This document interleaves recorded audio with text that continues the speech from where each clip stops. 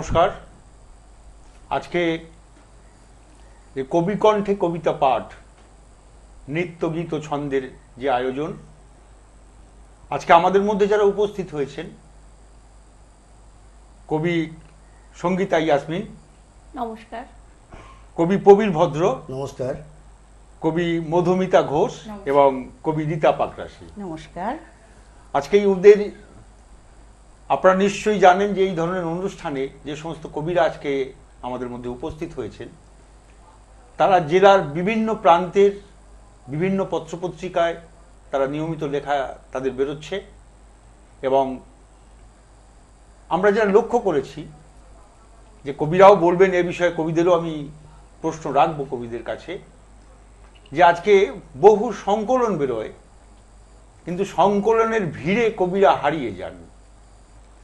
আমাদের যে ইচ্ছা না, আমরা যেটি চাই যে আজকে বিশিষ্ট কবি যারা প্রত্যন্ত গ্রামে রয়েছেন, বিভিন্ন অঞ্চল তারা তাদের কবি প্রতিভা সুপ্ত রয়েছে। আমরা অনেক সময় দেখি যে অত্যন্ত উন্নত মানের অনেক কবিতা যেটি প্রকাশিত হয়েছে, এবং সেই প্রকাশিত সংকলনের মধ্যে সেই ভিড়ে আমি বলতে চাই না যে তাদের যে লেখা, সেই লেখাটি স্থান পেয়েছে অত্যন্ত মাঝখানে বা শেষে।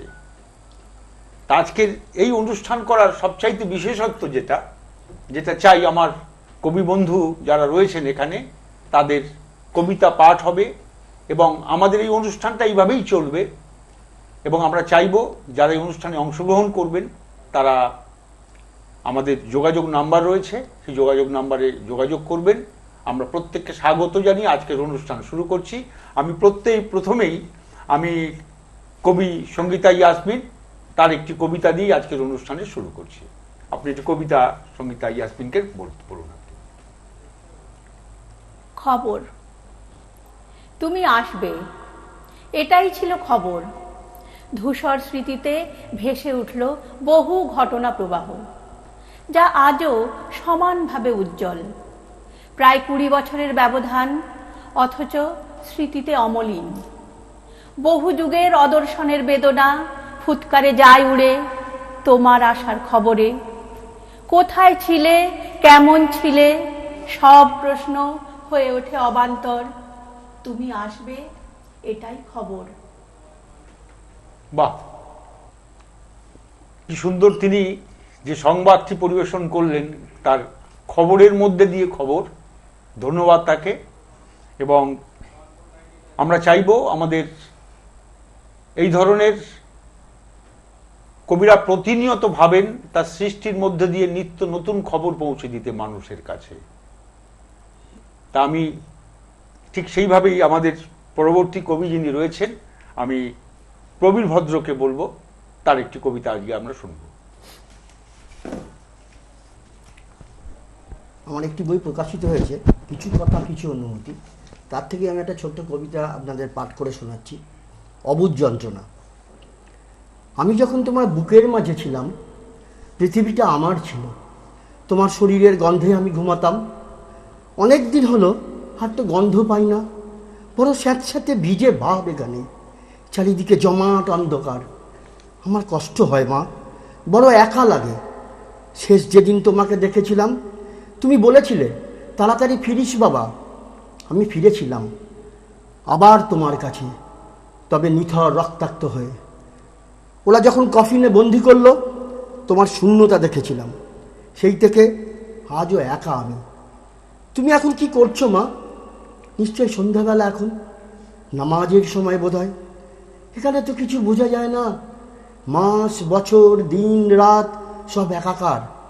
নিঃসীম নীরবতা, অসীম শূন্যতা নিয়ে সাজানো এই পৃথিবী। বড় ঘুম পাচ্ছে। তোমার হাতটা একটু বুলিয়ে দাও না আমার মাথায়। আমি ঘুমালাম, শান্তির ঘুম। মাটির গন্ধ একটু একটু করে আমায় ঘুম পাড়িয়ে দিচ্ছে। মা, তোমার মুখটা তো আবঝা কেন মা? মাটির সাথে মিশে যাচ্ছি সময়ের অতল গহ্বরে। আমি তলিয়ে গেলাম আমার অশরীরীর সাথে। বাহ বাহ, অসাধারণ। আচ্ছা, একটি প্রশ্ন আমি প্রবীর ভদ্রকে করব।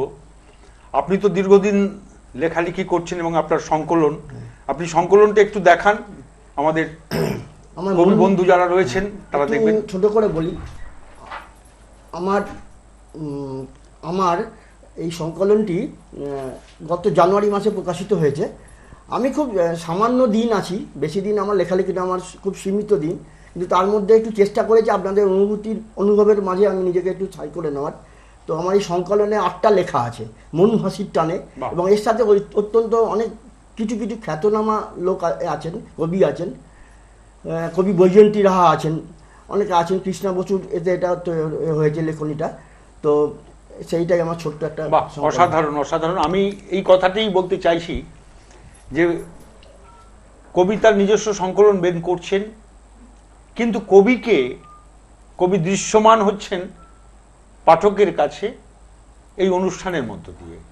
আজকে ঠিক অত্যন্ত বেদনা ভরা একটি কবিতা যেটি পাঠ করলেন প্রবীর ভদ্র। ধন্যবাদ প্রবীর ভদ্রকে। এবং আমি পরবর্তী যিনি আছেন, আমি কবি মধুমিতা ঘোষ, তাকে একটি পাঠের জন্য অনুরোধ করব। কবিতার নাম উপজা। জন্মালেই পাওয়া যায় না সবকিছু, জীবনটা তো আর কোনো একমুখী রাস্তা নয়, তাই মহা সময় মাখা শরীরে ছুটতে হবে অবিশ্রান্ত, নানামুখী পথে খুঁজতে হবে প্রতিক্রিয়া। বহুরৈখিক জীবনের চারপাশে আছে নানান মুখোশ, অনুভবে বুঝতে হবে সঠিক পথ নির্দেশ।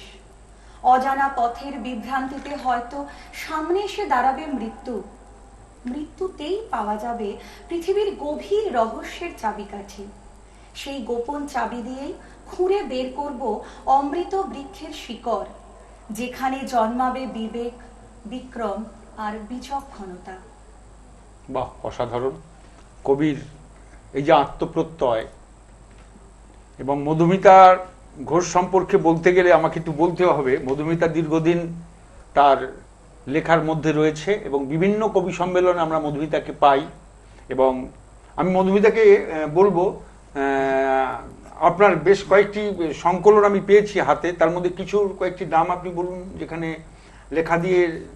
হ্যাঁ, আমার অনেক পত্রিকাতে, বহু নামি দামি পত্রিকাতে লেখা বেরিয়েছে, তার মধ্যে যুগ সাংনিক, লেখা দিয়ে রেখাপাত, অনন্য প্রয়াস, বুলবুল, এরকম বহু কলকাতার নামি দামি পত্রিকাতে বিভিন্ন বইতেও আমার লেখা বেরিয়েছে, কিছু অনুগল্প বেরিয়েছে। আমি তার কারণ বলি, বেশ কিছু কবি সম্মেলনের সঞ্চালনা করতে গিয়ে বা আমি নিজে উপস্থিত থেকে দেখেছি মধুমিতার ভাবনা বা উপলব্ধির একটা স্বতন্ত্র প্রকাশ আছে, যার মধ্যে অনেক সময় মধুমিতা হয়তো ছেড়েও কথা বলে না। বেশ কিছু কবিতা মধুমিতার আমি পেয়েছি তার মধ্যে।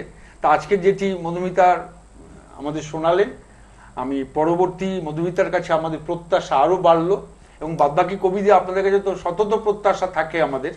আমি এরপরে কবি রীতা পাকরাশি আমার পাশে রয়েছেন, রীতা পাকরাশিকে বলবো তিনি একটি কবিতা শোনাবেন। আমার কবিতা আমি মহামায়া, আমি কন্যা ভ্রূণ। মেটার্নিটি ক্লিনিক, ডাক্তারবাবু, আলট্রাসোনোগ্রাফি, এত কিছুই বুঝি আমি, শুধু জানি মা তোর মুখটা ভার, পেটের ভিতর ফিমেল চাইল্ড, বলল ডাক্তার। সবই আমি শুনতে যে পাই, তোর কানে যা ঢোকে, আমিও করি মন খারাপ তোর দুঃখ শোকে। আমি তোর ছোট্ট মেয়ে, এখনো যে ভ্রূণ, ওদের কথায় কষ্ট পেয়ে করবি আমায় খুন। সোমবারে যাবি আবার ডাক্তারবাবুর কাছে, পেটের ওপর হাত দিয়ে দেখ আমারও প্রাণ আছে। অষ্টমীতে দিলি যে বড় দেবীর অঞ্জলি, পেটের ভিতর আর এক দেবী দিবি তারে বলি। আমিও তো হতেই পারি মহামায়ার মতো, দুঃখ হরণ করতে পারি সারিয়ে তোমার ক্ষত। হব তোমার বাধ্য মেয়ে, মোছাবো তোর চোখের জল, বেঁচে আমায় থাকতে দে মা, মেয়ে কি আর গাছের ফল। ধন্যবাদ। আমাকে কিছুটা স্তম্ভিত করে দিল কবিতাটি, এই কারণে ভেবে যে এই কবিতার মধ্যে যে ভাবনার এবং যেটি কবি ভেবেছেন, আমি এটি একটি সংবাদও মনে করি যেটি প্রতিনিয়ত আমাদের সমাজে ঘটছে। তার পরিপ্রেক্ষিতে আমি কবি রীতা পাখরাশিকে বলবো যে আপনি কবিতাটি লিখলেন, এই বিষয়ে আপনি একটু বলুন, যে ভাবনা আপনি কোথায় পেলেন, কি মনে হলো আপনার? প্রতিনিয়ত শুনি আমরা, মানে আমাদের দেশে ভ্রূণ হত্যা, কন্যা ভ্রূণ হত্যা একটা অসুখ হয়ে দাঁড়িয়েছে, সামাজিক অসুখ। সমাজে একটা নারী পুরুষের ইমব্যালেন্স হয়েছে, মানে মাত্রার ইমব্যালেন্স হয়ে গেছে, যেটা সমাজের পক্ষে সত্যি ক্ষতিকর। মানে আমরা জানি না এরপরে গিয়ে কি করব, কিভাবে এটা সামাল দেব। হ্যাঁ, তো সেই জায়গাটা থেকে, সেই ভাবনাটা থেকে আমার মনে হয় একটু কিছু লিখলে ভালো হয়, তাই লেখা। কবিরাই পারেন সমাজকে বার্তা দিতে, সমাজ চেতনার কথা তো কবিরাই বলেন। তা আমরা চাই, যার জন্যে মনে হয় এই যে বোধ, এই যে উপলব্ধি কবি ভাবছেন, ভেবে চলেছেন, কবিরাই পথ বলে দেন, উপায় বলে দেন। কিন্তু আমরা যেটি চাই এখন, যে এই জায়গা থেকে কবির যে চেতনা এবং যে চেতনার প্রকাশ সমাজের, তার মঙ্গল এবং তার অমঙ্গল, যদি এই হিসাবেই বলি আমি, যে দুটি দিককে ভাগ করে নিই, যে মঙ্গল সূচক কোনটা এবং অমঙ্গল সূচক কোনটা। একটা বার্তা প্রতিনিয়ত কবিরা তাদের মনে উথাল পাথাল হয়, চেষ্টা চালানো, সেই চেষ্টাটা, প্রয়াসটা অবশ্যই সেটা থাকা চাই, আমরা সেটা চাই আর কি। তাই এই বিষয়ে আমার মনে হয়, আমি যদিও এটা আমার প্রকাশিত একটু পাঠ করি। অবশ্যই। যে মঙ্গল সুরভিত মঙ্গল ধ্বনি বাজে, ধন্য জীবন হোক মানবের মঙ্গল কাজে। নিত্য জন্ম নিত্য মৃত্যু, এইভাবে নিত্য নিত্য ভোর, মায়ার স্বপ্নে মায়া বিস্তৃত ভুবনে, মায়াতে বিভোর। অসাধারণ, অপূর্ব। তা এই ভাবনার মধ্যে দিয়েই আমাদের সব প্রকাশ। আমরা চেষ্টা করি, কবিরা চেষ্টা করেন, সমাজের এই জায়গায় আমরা পৌঁছতে চাই। একটা ক্ষুদ্র প্রয়াস আর কি, যে প্রচেষ্টার মাধ্যমে, কিন্তু আমাদের হাত দিয়ে সমাজের কোনো মঙ্গল হয়। বাহ, অসাধারণ। এবং এই যে মঙ্গল হওয়া, এই যে ভাবনা কবিরা ভাবছেন। আরেকটা ব্যাপার আছে, যেটা হচ্ছে, মানে বিবেকানন্দ বলতেন যে মানব ধর্মটা হচ্ছে সব থেকে বড় ধর্ম, রবীন্দ্রনাথ তাই বলতেন। তা সেই জায়গাটাকে কিছুটা হলেও যদি পৌঁছে দেওয়া যায়, অবশ্যই রাখা যায়। ঠিক। তার কারণ একটা অসহিষ্ণুতা আমরা দেখছি, লক্ষ্য করছি প্রতি মুহূর্তে একটা অসহিষ্ণুতা এবং অসহিষ্ণুতা এবং অমানবিকতা আমরা দেখছি প্রতিনিয়ত, সংবাদপত্রে দেখছি, দূরদর্শনে দেখছি।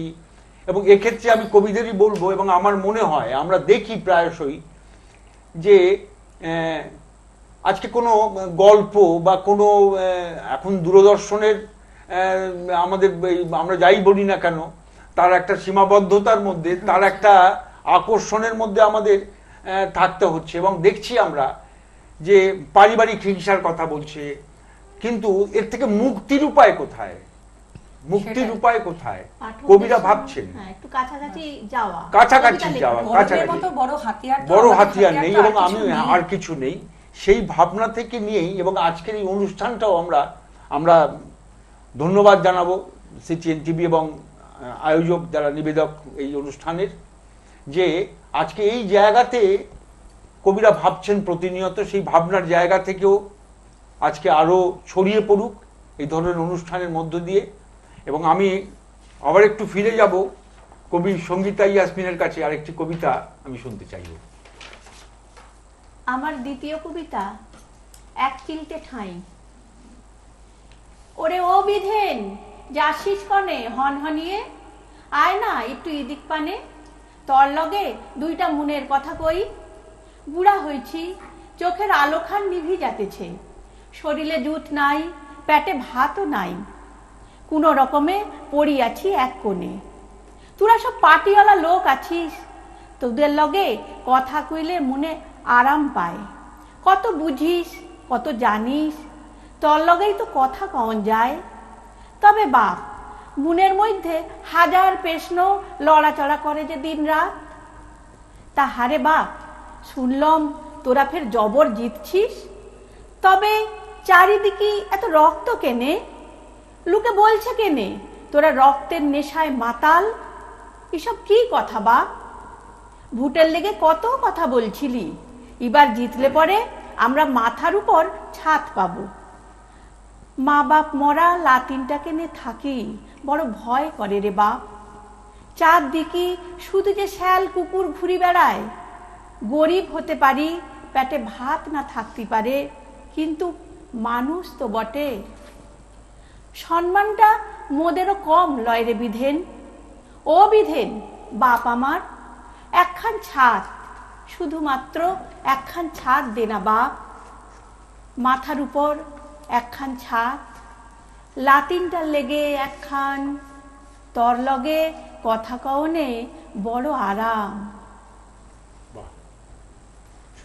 কি সুন্দর দেখুন। এবং আমি মনে করি কবি সঙ্গীতা ইয়াসমিনের এটা কিন্তু একটা ছবি, মানে কবিতার মধ্যে দিয়ে তিনি একটা ছবি তুলে ধরলেন যে এই সমাজ, আমরা বলি শোষণ, নিপীড়ন এবং সামান্য একটু চাওয়া, যে চাওয়াটার মধ্যে যেটা আমাদের অধিকার মনে করি, অন্ন, বস্ত্র, বাসস্থান, শিক্ষা, সেই জায়গাটার মধ্যেও আমরা ভাবি এক এক সময় যে এই ধরনের মানুষের সামান্য কিছু চাওয়ার জন্যে তাদের কি করুণ আকুতি। এবং এই যে একটা ছবি এঁকেছেন কবিতার মধ্যে দিয়ে, সেখানে অসহায়তার ছবি, অসহায়তার ছবি। আসলে আমরা যে সমাজে বসবাস করছি এদের কথা আমরা কিন্তু অতটা ভাবি না, ঠিক ঠিক। কিন্তু এরা আছে এবং অনেকটা সংখ্যাতেই আছে। কিন্তু মাঝে মাঝে খবরের কাগজে দেখি, তখন নিজেরাই ভাবি যে আমরা কোন সমাজে আছি, এদের সমাজ আলাদা, এটা অন্য একটা ভারতের ছবি।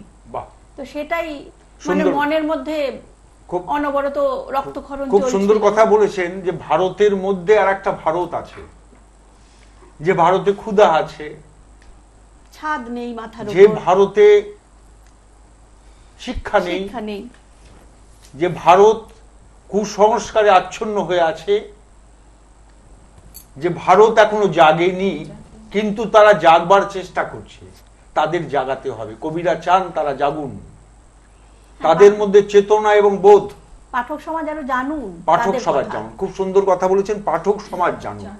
এই পাঠক সমাজকে জানবার জন্য আমি যেটি শুরু করেছিলাম অনুষ্ঠানের শুরুতে, যে আপনারাও যেটা একমত, যে সংকলনের ভিড়ে হারিয়ে যাওয়া কবি যারা রয়েছেন, তাদের হয়তো দেখা যায় খুব বড় বড় মোটা মোটা বই বেরোচ্ছে, কিন্তু কবির কথাটি তিনি আজকে সুন্দরভাবে যে বললেন আপনি, অনেক সময় আরো অনেক কবি আছেন হ্যাঁ। যাদের হয়তো কবিতা প্রকাশই পায় না, প্রকাশই তাদের পায় হয়তো না। কবিতা অনেক, তাদের মান অনেক অনেক ভালো। অনেক অনেক অনেক ভালো। অনেক ভালো। এবং আজকে কবিরা আজকেই ভাবছেন, এবং এই সমাজের জন্য তো আমাদেরও ভাবনা রয়েছে অনেক।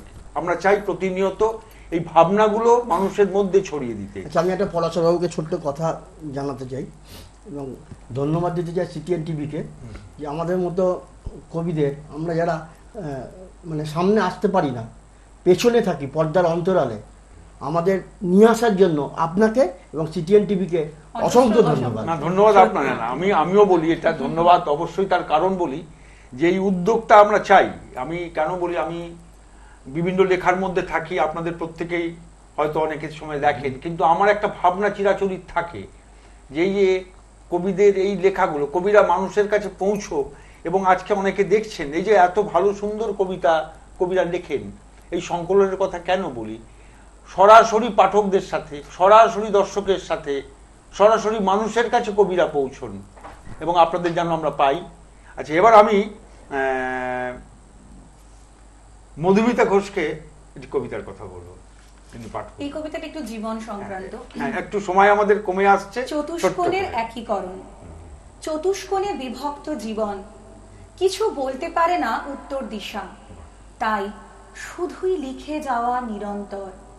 জ্ঞানী বা প্রজ্ঞাবান নই, বিপ্রতিপতা রক্তকণিকা রক্তিম করে। দক্ষিণের খোলা ঘাটের সিঁড়িতে মুদ্রা দোষ গোপনীয়তা খোঁজে। আব্রহীন হচ্ছে নির্লিপ্ত সরল সত্যতা। একচিলতে ঘরটার পূর্ব কোণে বুনো গন্ধ মেখে শব্দকোষ গাঁথি। কাল্পনিক আঁচড়ে দেয়ালটাকে আকাশ বানাই। পশ্চিমের বারান্দার শীতল পাটি জুড়ে বুকের এসরাজ নতুন সুর তোলে। উদাসী মন ধরা দেয় মুহূর্তের বাউলে, চাই আরো নিজস্বতা, আরো কিছু টান, যে টানে চতুষ্কোণ ভেঙে গুড়িয়ে পরিণত হবে এক এবং অদ্বিতীয়মে। খুব বাহ, সুন্দর। যেটাই বলছিলাম যে আমাদের মধুমিতা ঘোষ তিনি চান এই সমাজ সেইভাবে আমরা ভেঙে নতুন করে আমাদের ভাবনা চিন্তার একটা এই তৈরি হোক। আচ্ছা, আমি আমাদের সময় যেহেতু কমে আসছি, ইচ্ছা তো থাকে অনেকখানি করে কবিদের আরো কিছু বলার, কবিদের ছাড়তেও ইচ্ছে করে না। আমি প্রবীর ভদ্রকে বলবো আপনার একটি ছোট্ট কবিতা, আমি রীতাদিকার একটি কবিতা বলে আজকে আমরা অনুষ্ঠানের শেষের দিকে যাব। আপনি একটু কবিতা বলুন। যেটা আমার একটা নিজস্ব অনুভবের কবিতা, হ্যাঁ, হ্যাঁ। আমার একাকিত্বের অনুভবের একটু কবিতা, এর সময় নেই। কম আছে। স্থবিরত্ব। স্থবিরতার অনিবার্যতা এখন আমার স্বীকারোক্তি। চার দেয়ালের বদ্ধতা যখন তখন গল্প শোনায়, বিভ্রান্তির হাতছানিতে বেদনা যেন এক সাদৃশ্য খুঁজে পেরে। জানলার গ্রিল ছুটে যায় রক্তকরবীর ডাল। অসার অসহায়ত্ব নিয়ে চোখের তারায় ফুটে ওঠে স্মৃতির দৃশ্যায়ন। কখন গড়িয়ে পড়ে শুকিয়ে যায় সাদা জলের রেখা। বেলা শেষের অনেক কথা এখন পড়ে থাকে বিস্মৃতির আড়ালে। পুনর্জন্মের আহ্বানে থেকে যায় বর্তমানের বেদনার্থ অনুভূতির মিশ্র রাগ। বাহ, খুব সুন্দর। এইটিও ভাবনার একটা প্রকাশ সুন্দরভাবে। আমি একদম শেষে পৌঁছে গেছি অনুষ্ঠানের। আমি কবি রীতা পাকরাশিকে বলবো আপনি ছোট্ট করে একটি কবিতা বলে আজকের এই অনুষ্ঠানের সমাপ্তি হবে। আমার কবিতা টাপুর টুপুর বৃষ্টি। টাপুর টুপুর বৃষ্টি পড়ে, নদে এলো বান, ফ্ল্যাট বাড়ির ওই বাচ্চাগুলোর ছাতের পরে স্নান। ছাদ নেই কো যাদের মাথায়, হয় না ছাতে চড়া, বৃষ্টিতে স্নান কিসের মজা, বিস্ময় হয় সারা। ফুটপাতের ওই বাচ্চাগুলো বৃষ্টিকে ভয় পায়, ঘুম ভাঙিয়ে দেয় ভিজিয়ে, ছাউনি ভেসে যায়। টাপুর টুপুর বৃষ্টি পড়ে, নদে এলো বান, হাওয়ায় ভাসে খিচুড়ি আর ইলিশ ভাজার ঘ্রাণ। ওদের মায়ের দৃষ্টি উদাস, হাঁড়ি করায় হাতে, কেমন করে জ্বলবে উনুন, খাবার দেবেন পাতে। ভিজে কাপড় গায়েই শুকোয়, পেটে খিদের টান, টাপুর টুপুর বৃষ্টি পড়ে, নদে এলো বান। নমস্কার। Thank you. নমস্কার। অসাধারণ। নমস্কার।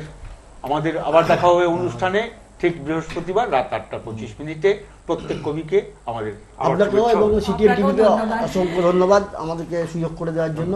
ধন্যবাদ।